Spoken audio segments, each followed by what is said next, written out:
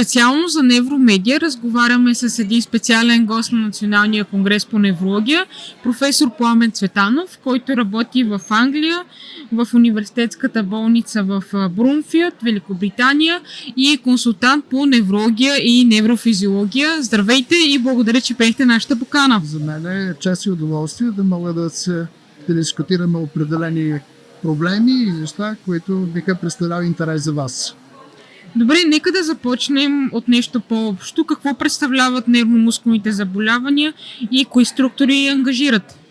Невромускулните заболявания по принцип се считаха за редки заболявания. Те ангажират нервните структури, невромускулното предаване и мускулите, но с подобряване на диагностичните възможности техният процент все повече се увеличава и като че ли стават заболявания, които по-често се срещат в нашата популация. Тук спадат всички заболявания, които ангажират нервните коренчета, периферните нерви, дифузно заболявания, които могат да засегнат дифузно периферните нерви, като полиневропатии. Тук представлява едно автоимунно заболяване, каквото е миастения гравис и разбира се голямата група на възпалителните заболявания на мускулите, така наречените миозит. След това е една голяма група заболявания, всяко едно от които е за себе си сравнително рядко заболяване, но в общата група представлява значителен процент от заболяването от общата заболеваемост на популацията, на населението. Да, кои са новостите в диагностиката им? Всъщност, по-скоро може да говорим за диагностични изследвания, чрез които може много прецизно да се постави диагнозата на невромускулните заболявания. Основно изследване в това отношение представлява клиничната електромиография, при която има възможност да се диагностицират заболяването на периферните нерви, на невромускулното предаване и на мускулите.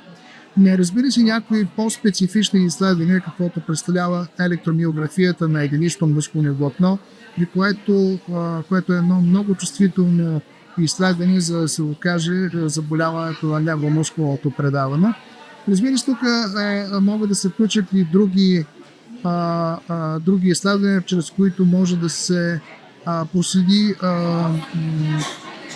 пътят на проводимостта от определен рецептор през определен анализатор до определена структура през гръбначния мозък до главния мозък, каквито са, например, зрителните евокирани, соматосензорните евокирани и слухово-евокираните потенциали. Да. А какво ново може да се предложи в лечението на тези заболявания? Прецизната диагностика е в основата на всяко едно специфично насочено лечение. И затова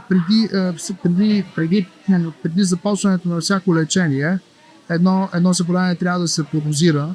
То трябва да се подозира клинично и всеки един специалист трябва да работи в диференциално диагностичен аспект. Той трябва да има различни алтернативи, които може да ги потвърди или да ги отхвърли с определено диагностично изследване.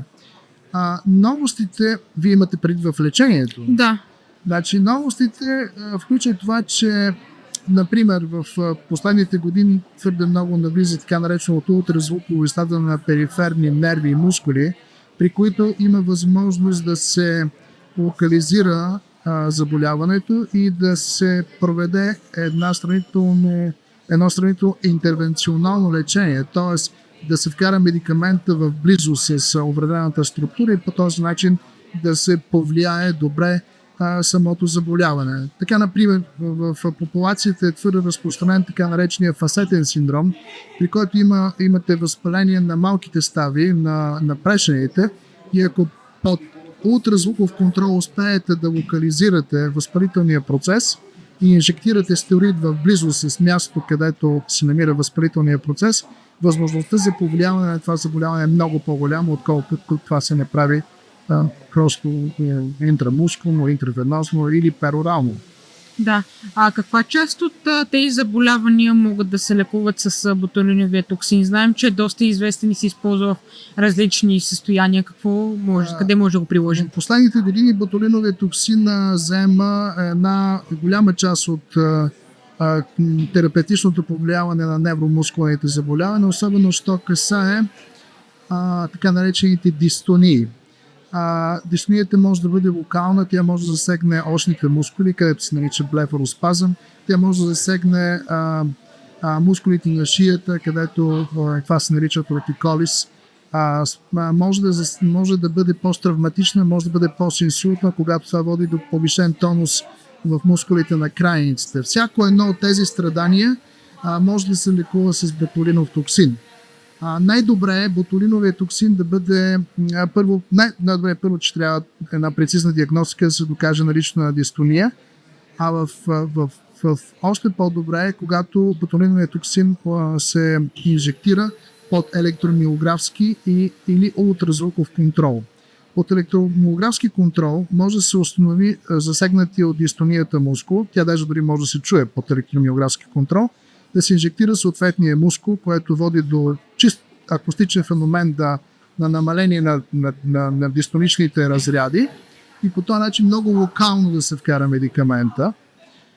Под ултразвуков контрол може да се визуализират отделните мускули, които са засегнати от дистонични или процеса, който предизвика спастичност и по този начин също много локално, много избирателно да се инжектира ботулинен токсин, с което ефектът е много по-изразен и страничните явления са много по-малко изразени. Страхотно. Друго тежко заболяване, което засяга немалка част от хората е епилепсията. Какви са новостите в диагностиката на епилепсията? За новости в диагностиката на епилепсията в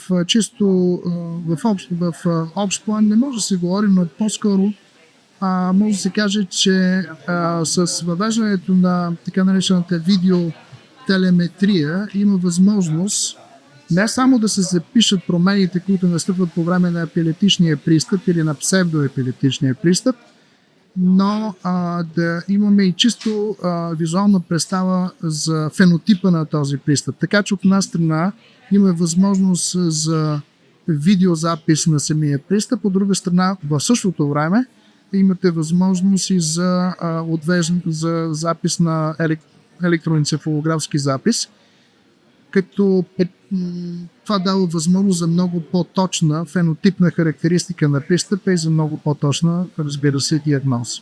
Да, тези новости в диагностиката дават ли възможност да се подобри лечението? Да, дават. Ще ви кажа защо. Защото 10% от епилептичните пристъпи всъщност представят така наречените псевдоепилептични пристъпи.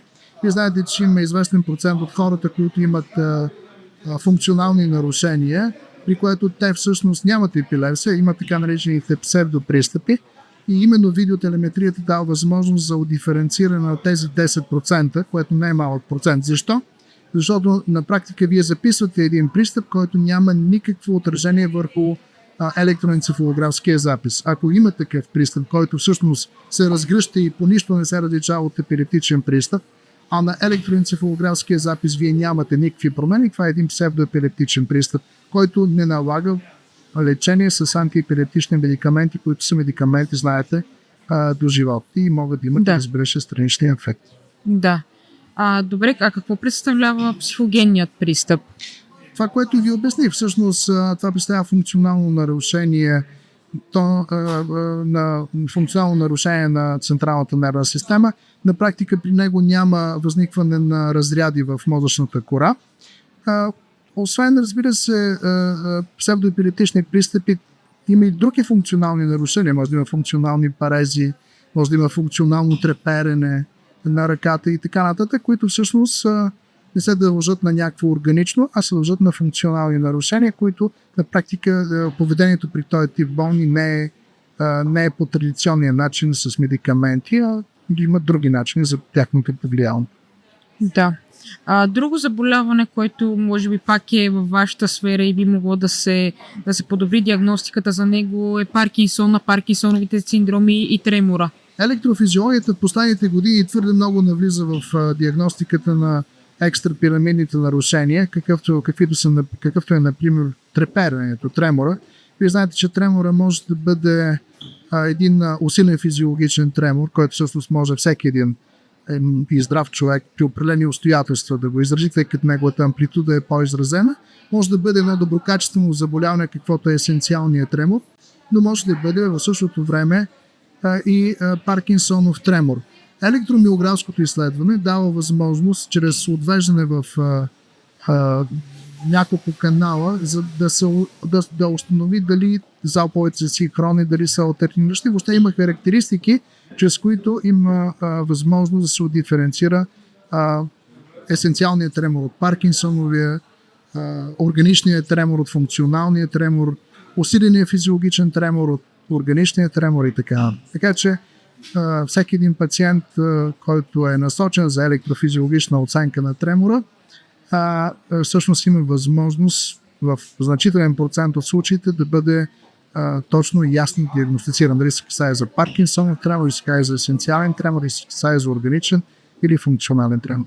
Страхотно. Това е чудесно, че неврологията върви в все по-добра посока и дава възможност да се... Неврологията върви в все по-добра посока, но и може би това трябва да бъде така един финал на нашето интервю, че на първо място е пациента, на първо място е диагностиката, която диагностика е клинична диагностика. Всеки един лекар, когато започне своето обучение, трябва да може да снеме една добра анамнеза, да може да снеме един добър неврологичен статус, да изгради в себе си така наречено диференциално диагностично мислене, което означава, че трябва да има няколко диференциално диагностични алтернативи, да знае възможностите на съответната методика, към която насочва пациент и какво очаква от нея, да може да отбере от диференциално диагностичните възможности възможно най-достоверната и да започне насочено лечение.